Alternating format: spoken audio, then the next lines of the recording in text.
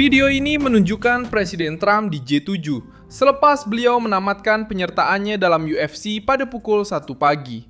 Beliau menaiki Air Force One pada pukul 3 pagi dan sekarang sedang menghadiri beberapa mesyuarat di luar negara.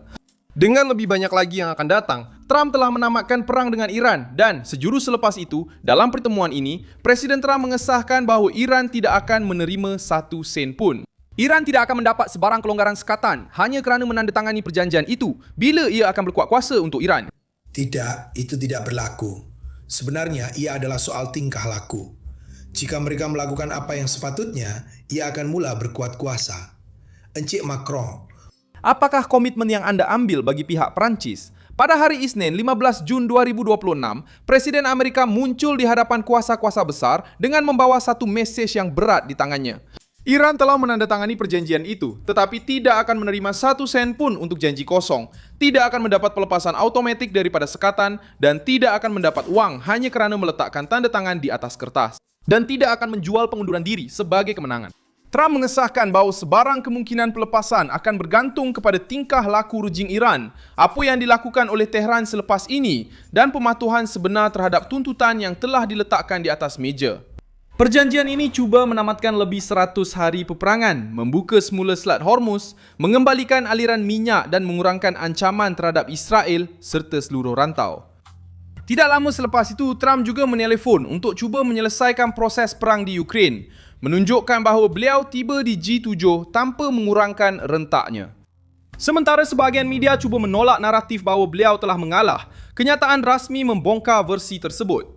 Pertama sekali, Iran perlu mematuhi dan selepas itu barulah sebarang manfaat dibincangkan. Itulah yang Trump benar-benar tetapkan dalam perjanjian ini. Kenapa Iran bersetuju untuk duduk berbincang tanpa menerima wang serta-merta? Bagaimana tanda tangan ini boleh menjadi perangkap untuk rejim itu sendiri? Saya akan ceritakan semuanya kepada anda sebentar lagi. Jika anda suka kandungan yang terus terang dan tidak berbelit-belit seperti ini, pertimbangkan untuk melanggan kerana di sini ada video seperti ini setiap hari. Trump mengesahkan bahawa perjanjian dengan Iran telah pun ditandatangani dalam format awal dan penandatanganan rasmi dijangka berlaku pada hari Jumaat 19 Jun 2026 di Switzerland. Perkara paling penting dalam kenyataan itu bukan sahaja kewujudan perjanjian tersebut, tetapi juga sekatan yang dikenakan ke atas wang. Presiden menyatakan bahawa sebarang kelonggaran sekatan akan bergantung kepada tingkah laku.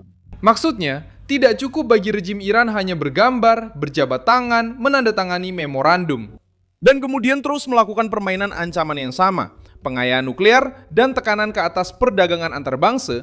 Rumah Putih mahu Iran mengambil langkah yang boleh disahkan. Tanpa itu, tiada ganjaran. Jade Vance menegaskan perkara ini dengan mengatakan bahawa tiada dana akan dipindahkan kepada Iran sebagai pertukaran untuk tanda tangan tersebut. Menurut beliau, memorandum itu tidak membebaskan aset yang dibukukan dan tidak membolehkan dana disalurkan serta-merta. Iran memasuki rundingan ini di bawah tekanan dari pelbagai pihak. Konflik itu telah melebihi 100 hari. Selat Hormuz menjadi pusat krisis. Pasaran tenaga global berada dalam keadaan berjaga-jaga dan seluruh rantau mula berdepan risiko tercetusnya letupan yang lebih besar. Majlis itu yang dijadualkan berlangsung di Switzerland memberikan perjanjian itu satu kerangka rasmi, tetapi teksnya masih perlu dibentangkan dengan lebih terperinci.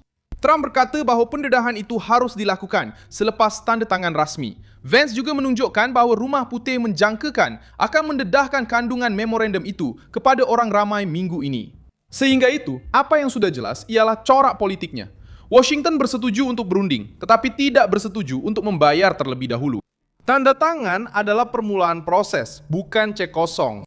Dan ini mengubah tafsiran perjanjian itu kerana ia menghalang rejim Iran daripada menukar isyarat diplomatik kepada ganjaran kewangan segera. Pembukaan semula Selat Hormuz adalah perkara utama. Trump berkata bahawa laluan itu sudah sebahagiannya dibuka dan dijangka akan dibuka sepenuhnya pada hari Jumaat. Vance menyatakan bahawa jangkaan Amerika Syarikat adalah supaya pelayaran dapat disambung tanpa sebarang bayaran tol dalam jangka masa panjang. Perkara ini penting kerana Iran telah bertahun-tahun cuba menggunakan kedudukan geografinya sebagai alat ugutan terhadap dunia. Rumah Putih juga berusaha untuk membentangkan persetujuan ini sebagai satu perubahan keselamatan untuk Israel dan rantau tersebut. Menurut Vance, detik-detik terakhir sebelum persefahaman itu sangat tegang kerana terdapat kebimbangan bahawa Iran mungkin melancarkan serangan baru terhadap Israel. Pihak berkuasa Iran dikatakan telah memberi jaminan kepada para perunding bahawa mereka tidak akan menyerang dan akan menghormati perjanjian tersebut. Bahagian ini menunjukkan bagaimana rundingan itu tidak bermula dalam suasana yang tenang. Kerajaan Trump bertaruh bahawa Teheran hanya akan menerima had jika mereka faham bahawa kos untuk menentang adalah lebih tinggi daripada kos untuk berunding. Perjanjian itu juga membuka ruang untuk satu lagi pusingan perbincangan mengenai program nuklear Iran. Inilah perkara yang paling sensitif. Tanpa akses, pemeriksaan dan pengesahan, janji Iran tidak banyak nilainya. Perbezaannya sekarang ialah Trump secara terbuka mengatakan bahawa manfaat hanya akan muncul selepas tingkah laku di G7. Di Perancis, Trump datang dengan perjanjian ini sebagai kad politik utama. Dia tidak menghadiri pertemuan itu hanya untuk mendengar pemimpin asing. Trump kembali bercakap tentang memulakan semula proses untuk menamatkan konflik yang melibatkan Rusia dan Ukraine, menggunakan perjanjian dengan Iran sebagai contoh kaedah. Tekanan kuat, rundingan secara langsung dan cubaan untuk menghasilkan keputusan. Reaksi sebahagian media dan pihak lawan politik mengikuti skrip yang sudah diketahui sebelum teks penuh didedahkan. Mereka cuba menjual idea bahawa Trump telah meringankan beban Iran, memberi kelonggaran sekatan dan menyerahkan wang kepada rejim itu. Kenyataan daripada Vance dan Trump menafikan tafsiran tersebut. Apa yang wujud setakat ini hanyalah memorandum bersyarat. Tiada pelepasan dana secara automatik, tiada kelonggaran sekatan serta-merta hanya kerana tanda tangan, tiada ganjaran. Tanpa sebarang langkah yang dipenuhi, kerajaan Iran kini berdepan masalah di dalam negara. Untuk khalayak luar, mereka mungkin cuba menampilkan perjanjian itu sebagai kemenangan diplomatik. Namun, kepada golongan radikal, mereka perlu menjelaskan mengapa bersetuju untuk membuka semula Selat Hormuz, mengekang serangan dan berunding di bawah tuntutan Amerika. Rejim itu terperangkap antara keperluan untuk meredakan krisis ekonomi dan ketakutan untuk kelihatan lemah di hadapan penyokong mereka sendiri. Inilah salah satu sebab mengapa penandatanganan rasmi di Switzerland akan membawa impak politik. Ia mengubah perbualan menjadi komitmen awam dan menyukarkan untuk menarik diri secara senyap. Trump mengubah detik ini menjadi satu demonstrasi kekuatan selepas jadual yang padat di Washington, termasuk acara UFC di Rumah Putih. Dia berlepas ke Perancis dan tiba di G7 dengan beberapa mesyuarat yang telah dijadualkan.